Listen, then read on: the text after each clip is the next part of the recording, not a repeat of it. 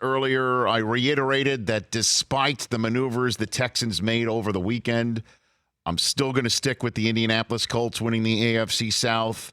I'm not going to waver from that, even though the Texans now are much better than they were when I made that prediction on Friday. Laramie Tunsil, one of the best, if not the best young tackle in the league, is now going to be protecting Deshaun Watson, who has Kenny Stills, along with Will Fuller to take the top of a defense off with DeAndre Hopkins.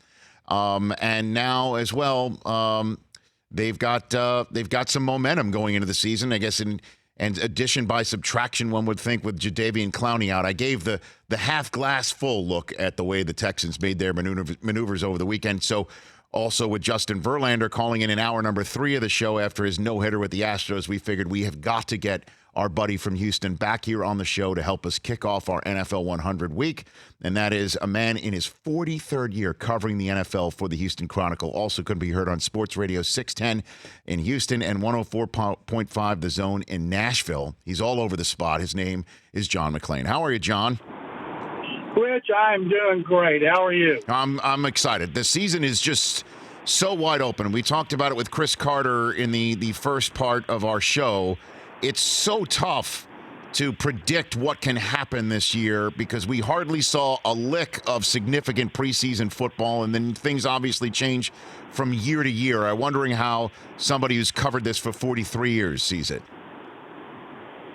Rich, the coaches have made a sham out of the preseason. I believe in the new CBA, we'll have 2 more regular season games, which they've wanted to add. We'll see more joint practices. We'll see. I'm guessing the coaches will want players more in the off season, and I believe the owners are willing to give them a lot of concessions, like an insurance, benefits, pay. I'd want free agency a year sooner if I were the players, because the owners, as you know, Rich, are going to make a fortune going to 2 more regular season games from networks, from streaming, and the players want that piece of the pie. But I don't think we will ever see 4 preseasons again. Preseason games, when I started, Rich, there were 6, and training camp was 8 weeks long. Huh. So now, can you get a sense at all, though, of who's good and who's not? I mean, that's I guess, my question right now, predicting who's going to win it all, John. What about you?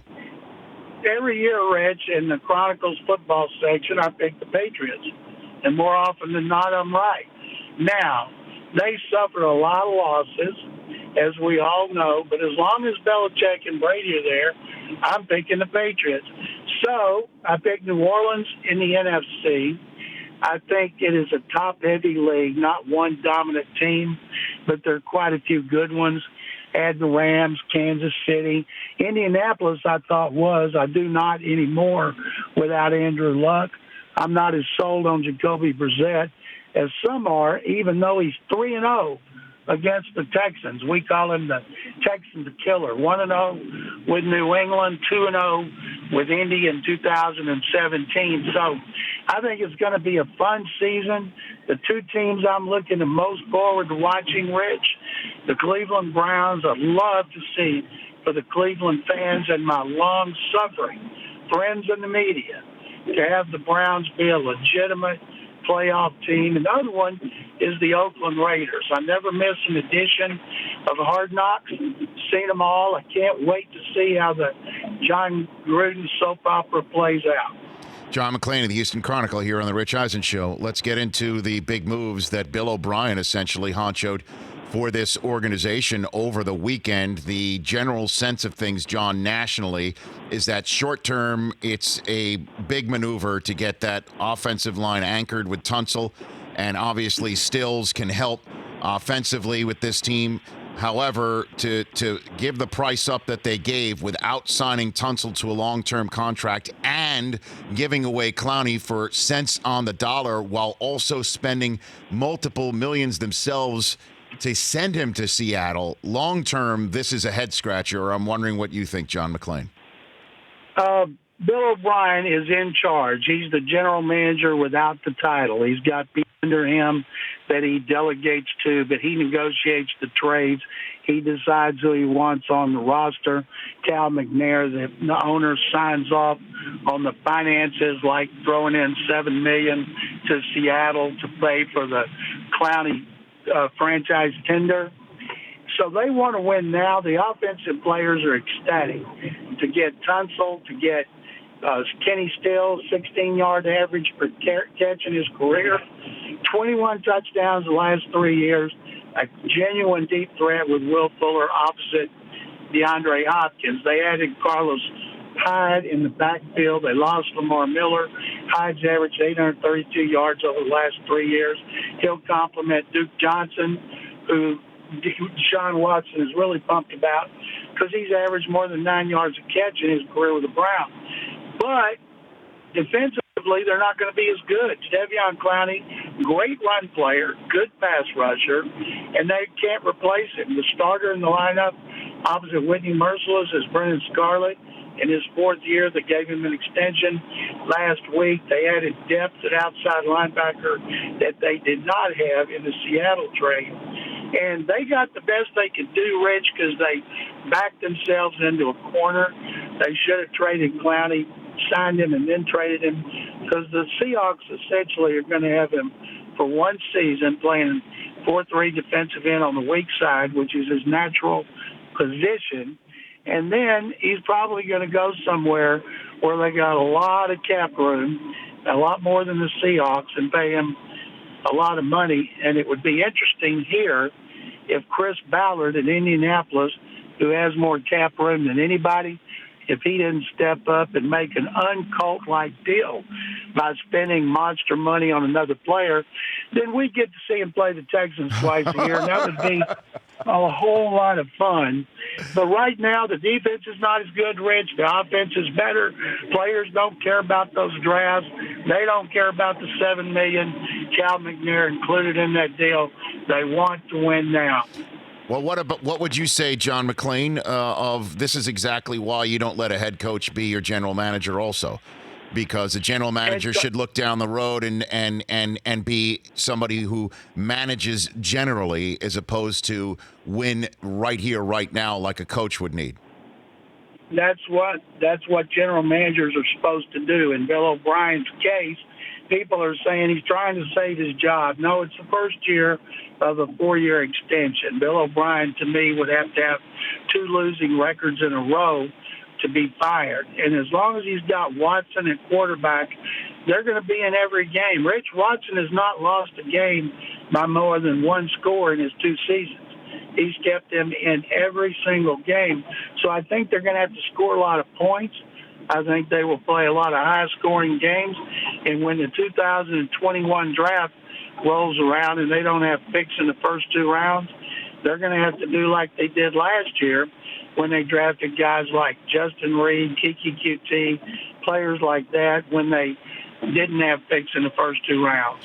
John McClain of the Houston Chronicle here on the Rich Eisen Show. And walk me again through how it does work. So Bill O'Brien essentially is the one on the phone who's talking to John Schneider of Seattle, who is talking to the Dolphins to make these deals, and then hands it off to somebody else. And does he have to go to the McNair family and get a check mark on these things? How does it work, John? Bill O'Brien has got people, Jack Easterby, who runs football ops and has got his fingerprints on everything in the personnel. Matt Bazergan, who is the director of player personnel, is involved. Chris Olsen, their longtime cap expert, contract negotiator. All those guys are involved. But O'Brien finalizes the deal. He talks to Cal McNair every day to let him know what he's doing and why he's doing it.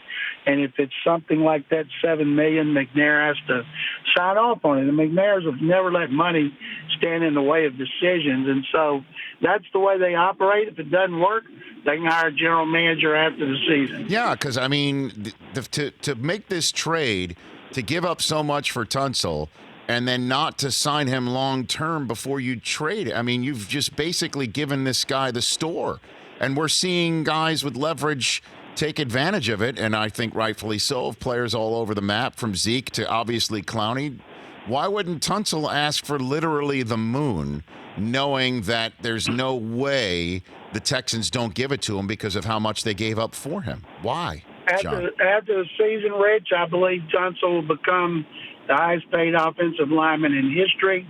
They could pick up his fifth-year option. They also could, if they wanted to, franchise him 2 years after that. But they like the guy. Bill O'Brien likes him. He traded for him. They'll sign him. And Jimmy Sexton, his agent's got to be salivating at the money he's going to get from the Texans when he signs that extension. So are you pleased about this, John? Do you think this is the right move the Texans should have made? Or what? I thought they should have brought back Clowney this season. He went to a pass rushing academy to try to get 10 sacks for the first time in his career. He did it with Julius Peppers and Chuck Smith in Miami, where he worked out when he wasn't in Houston. I thought they should have brought him back, then trade him before the draft, and also sign him to a long-term deal, or let another team sign him to a long-term deal. And I think that would have been the prudent way to do it. That way the defense would still be really good. And then to give up whatever you want for Tunsil and Stills, because today when you trade number one picks and you think you're going to be good, you think, right or wrong, they're going to be in the 20s. And with free agency, if you handle the cap right, you can spend money in free agency. But they're still getting roasted.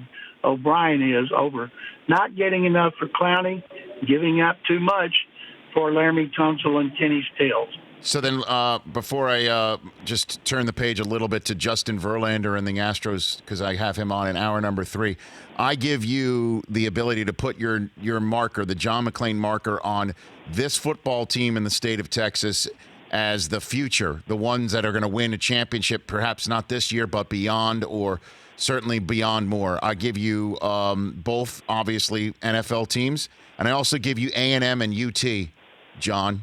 And I know you're a Baylor guy, but which one do you put on the state of Texas? I think this team is going to be sustainably excellent. I think both of them will be sustainably excellent, but I think Tom Herman has got the University of Texas back to where Texas used to be, and I think they'll become a top 10 program every year, maybe a top 5. I think the Longhorns will be in the championship game against Oklahoma, and I think that when they play during the season, it's going to be another incredible game. But I think University of Texas is back. As a Baylor alum, that pains me. Yeah. I'm glad that Dana Holgorsen left West Virginia for Houston, because West Virginia beat up on my Bears all the time. But in A&M is in the wrong division in the SEC, but A&M is always good and exciting. And Jimbo Fisher's done a tremendous job so far, and I think based on recruiting, we'll continue to do it. And then the Cowboys are going to be good again. Texans beat them in overtime last year, so the Texans can brag for the next 4 years. As far as the Texans, Rich, I'll tell you something I've never said in 43 years of covering the NFL in Houston. I believe Deshaun Watson will win a Super Bowl. I don't know who the coach will be. Might be Bill O'Brien, might be someone else. But I believe Watson is a great young quarterback.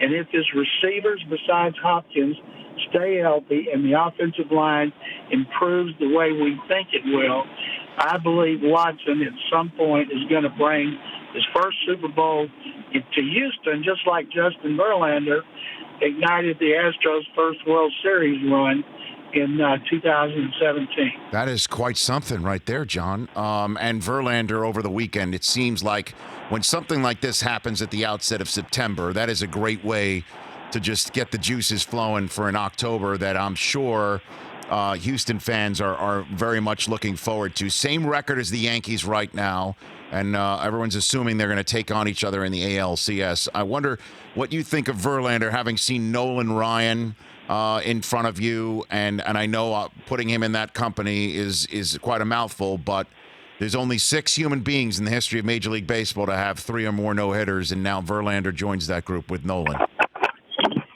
It's been an unbelievable time with Verlander after that trade. To think how late it went, right up till the last minute. And he and Kate Upton had to discuss it right up till the last minute. And he's happy as can be, especially when you look at what happened to the Tigers. Verlander is beloved here. He's, I think, the second best pitcher they've ever had to Nolan Ryan. Ryan is his hero, his role model, his idol. And Nolan is there an awful lot. And what Verlander does, he is must-see TV. Even though I cover the Texans, I'm a diehard Astros fan. And there's two things I do, Rich. He pitches, I drop whatever I'm doing to watch. And the other one is their new power-hitting Yordan Alvarez. If you've not seen Alvarez, this kid is amazing. I drop what I'm doing when he comes to bat, and I can't wait for the playoffs. And I think you're right.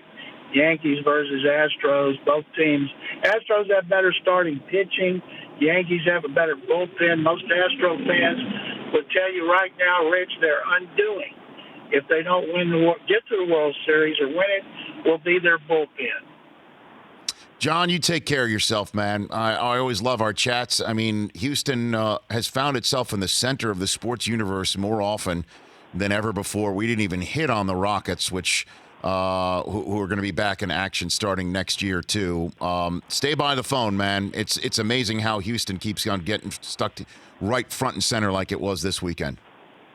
Hey, Rich, it's always fun to be on with you. I'm always honored. Thank you very much, and have a fun season. You too, John McClain. That's John McClain of the Houston Chronicle, also of Sports Radio 610 there in Houston, right here on The Rich Eisen Show. For more of The Rich Eisen Show, tune to Audience Channel 239 on DirecTV for free on BR Live or download The Rich Eisen Show app.